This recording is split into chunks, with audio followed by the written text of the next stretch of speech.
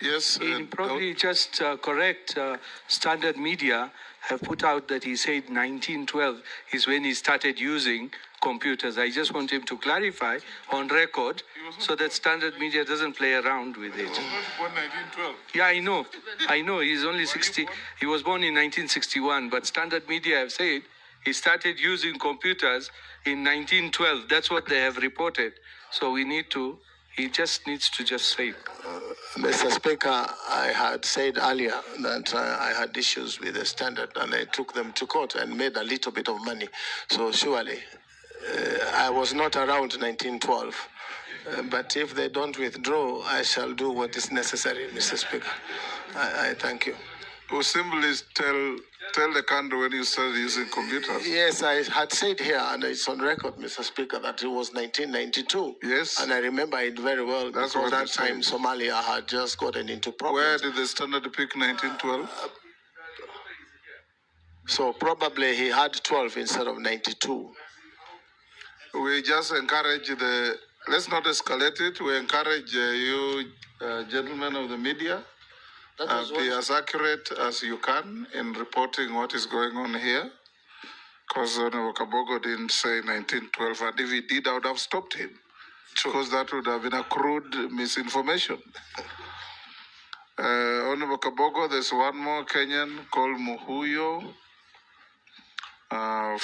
who says, ask the nominee how he will ensure free, fair, and precise election by ensuring counting and release of result is fast and accurate, like in the US, where results for over 200 million voters is released in less than 48 hours, whereas here, we just have a less than 1/8 of the same.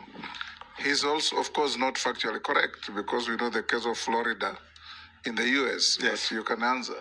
Mr. Speaker, thank you. That is a very genuine and good question. Yes. But the ministry that probably, if you confirm me, will have very little on the issue of elections because there is a body. But as a Kenyan, Mr. Speaker, I would want a situation where I walk into a ballot room where elections are being held. I am identified digitally, I vote digitally, and my vote is counted that minute. That is a dream that every other politician who has suffered things like I have suffered on issues of elections, it will be a thing of the past, but it's a dream for many countries. Before I come to the final issues, Honorable Kabogo, as a Kenyan, and if you are confirmed, you've been repeatedly asked here about cyberbullying, pornography, and dirty material on the net that's accessed by our children.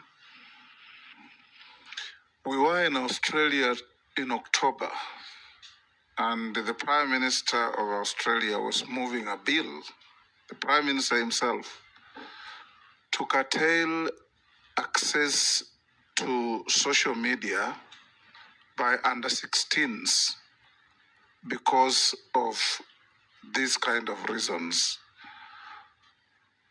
I'm not saying you need that kind of drastic action, but from where you sit, what ideas do you have in protecting children under 16s from access to filth material that is all over? Mr. Speaker, I meet many parents who cry and say, look, I walked into my son's room and I didn't believe what I saw.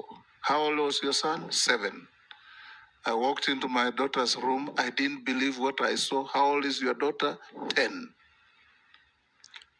Mr. Speaker. And remember, the state has a duty to protect and guarantee and guard the morals of our children. Mr. Speaker, as a parent, from where I sit, I don't think what you saw in Australia, if we did that here, would be a drastic move. It may be the first step towards curtailing such dirty players on the internet. The other thing is create very strict regulations for people like Facebook or TikTok, because they are on platforms, so that Kenya has a negotiation and an agreement with those platforms that they cannot do this, because even doing the law, as Australia is planning to do, enforcement, Mr. Speaker, is one challenge. But I would prefer to recommend to Cabinet that such a law be put in place ASAP, because what is out there is really shocking. And then we cannot deal with the morals and teach children morals if this is what they see on the internet. It gets to a point as a parent, you wish that there was no internet. You wish there was no social media, because of the exposure of these things in the minds of children. So it's a bad problem. It's worse than gambling. It is really bad. And as minister, if I'm confirmed, Mr. Speaker, I know there's a lot of money that these companies spend to stay afloat. But as a country, if we take a stand that this cannot happen in Kenya, and a drastic move is taken to ban one of them, then the rest will toe the line. If you see the debate on TikTok and between America and China, you will see that money is really moving, but something positive is about to happen. So as a Kenyan, a parent, and probably as a minister, is something that is really concerning about what is available there. You cannot even face your children in your own living room because of the material that has come to their heads. And you will see a family that has a boy and a girl of probably that age of 7 and 8. Your guess is as good as mine, Mr. Speaker, what you would see them do.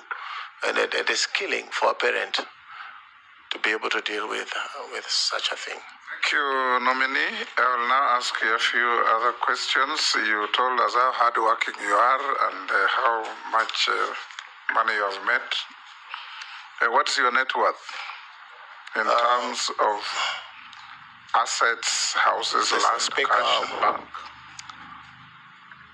Residential houses, Mr. Speaker, my total net worth is about 700 million. Movable assets of about 40 million, Mr. Speaker.